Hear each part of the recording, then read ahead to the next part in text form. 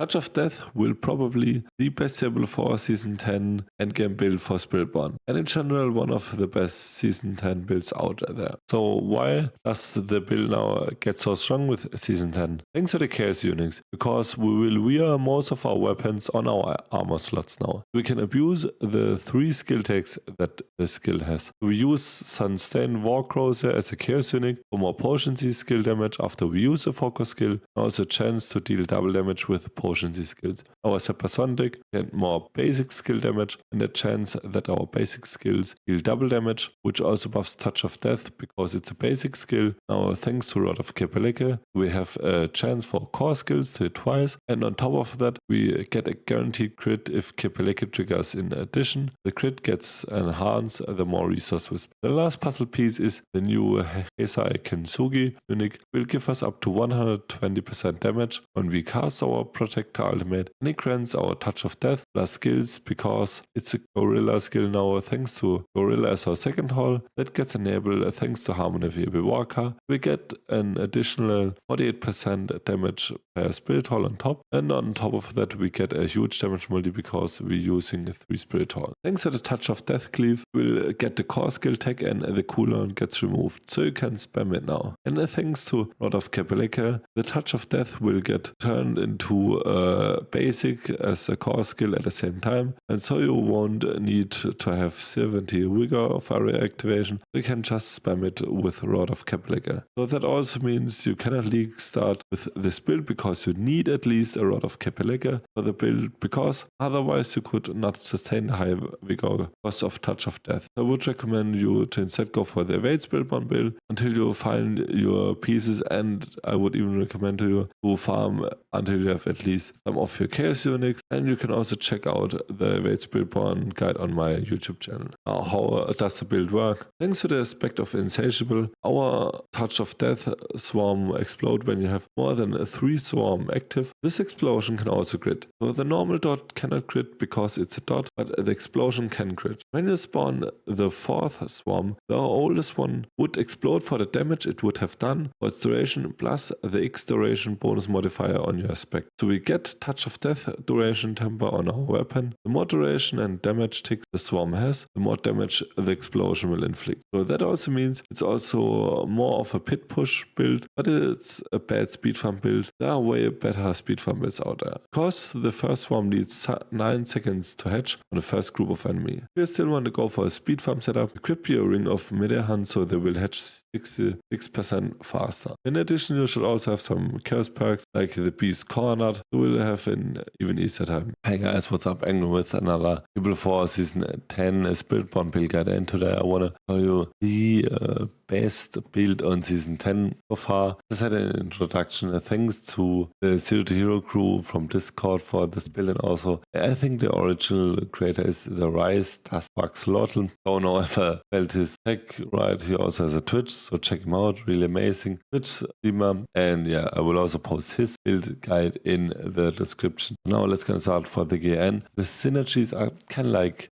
small puzzles because we're gonna play the famous or maybe infamous combo with Rod of Kerkyboi. So our skill gets now into a basic skill, but that only counts for core skills. And normally Touch of Death is only potency skills. But because of our skill of the Voice Touch Death, our Touch of Death is now core skill and costs 70 vigor and has no cooldown. So that means with Rod of Kerkyboi we can turn this to a basic skill. Then we're gonna get more damage through the aspect of adaptability. So we also generate more primary resource with basic skills, and then we're also gonna get more damage and also more attack speed with aspect of Moonrise. So we basically don't even need to spend any vigor, and after we got 100 vigor and we spend all of our vigor, we can have a guaranteed crit strike, and we're also gonna do up to 0.9% increased crit strike damage for each point of vigor we consume this way. And the best thing about this is the build will get damage from core skills, basic skills, and also potions. So we then also have Ring of Starless Skies, which also boosts our damage through do our core skills when we have a GA on it and also a triple crit. And then also the next part is sustained war cruiser, because it's still a potency skill. We can boost our damage with the sustained war cruiser, but for that we need to cast 10 of our focus skills, which is Ravager, get the damage fully up. So it even needs time to get the damage fully ramped up. So it's not good for speed farming. If you want to speed farm, just play with an evade build. Yes, we're gonna get our focus skills all on a free cast. So we have Ravager now with all of our glyphs, and thanks to our Prodigy's Tempo, we also gonna have a pretty low downtime of our Ravager and a high uptime. So we're gonna get this build and bonus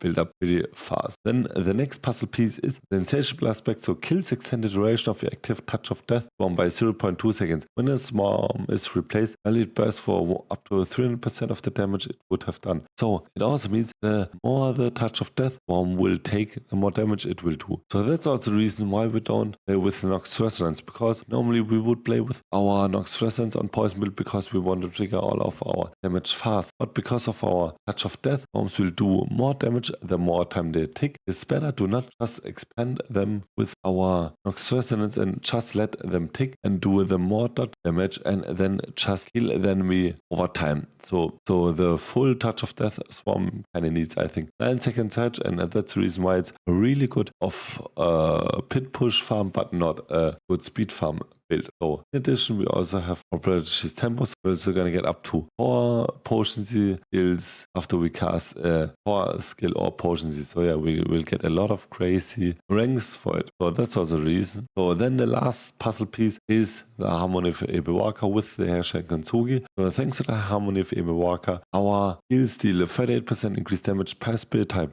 they have, and also our secondary Spirit Hall choice will also be the secondary tech for our skills. So that means because we're going to play with Gorilla Secondary Hall, we always have the Gorilla as our secondary hall and skill tech active, which then enables the Herrscher Kensugi. We're going to get ranks Gorilla, we're going to get ranks to Gorilla skills, which means we're going to also get ranks to our Touch of Death, and we're also going to pass the Protector now at range, and the Protector will suck in the enemies now, and we're going to get 60% damage. It was nerfed down to 50% damage, and if they knock down, we're gonna get up to 100% damage, or if they are boss. So that's pretty amazing combo. We also don't need the 100% crit from Eagle. Now for Chaos packs, we're also gonna have the Beast Corner, so we're gonna have to 10% increased damage per 10% life missing, and also 5% damage reduction. With Mad Guard, we can no longer be healed above 55, which also means we have a total of 100% damage gain at the beginning, and we can even get more if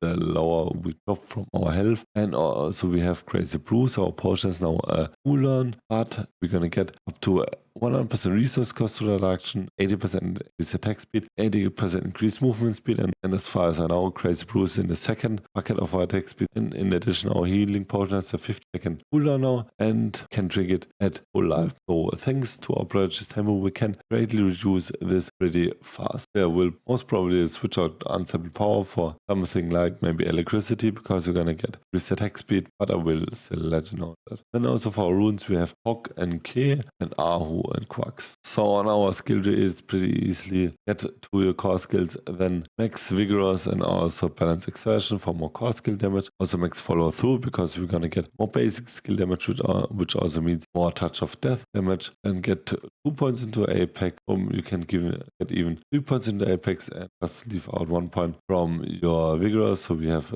3 points, we have more damage, then get also 3 points into Understand Power for more damage while we are unhindered, unstoppable. Then for your death skills, get 1 point to Armored Hide, that's also Reinforced Armored Hide. Thanks to Prodigy's Tempo, we have kind of no problems with our cooldowns, and also get Nourishment, Anti-Venom, Scourge, and also Enhanced Scourge. Your counterattack, so you're gonna get Reinforced Counterattack for more crit strike, multi. Then for potency, skills get max into Touch of Death, also the Poise Touch of Death, and also get Potent. We could also go for Furnace, but right now we don't have any kind of Ferocity charge duration, so yeah, we'll still look around if we can get this in. And then also get 3 points into Brilliance, because our Eagle skill damage increased by 9% of our movement speed, also Dominance. So after we attempted a knockdown, we're gonna get more Gorilla skill damage, and also Vehemence, we're gonna get damage, but we have a 15% increased cooldown, which don't even affect us because of the Poise Touch of Death and Oppressive and Revenant. So as you can see, because we have 3 skill techs with Potency, Core, core and basic will get so much damage multiplier with touch of. Then for ultimate skills, get max ranks into the protector, also exalted protect. Also get the max ranks into supremacy, and you can also get some ranks into resolution. And then for your ultimate passive bonus, get your ranks in prodigy's tempo. So then for Paragon Board, I will also change this up to my kind of style of Paragon Board. And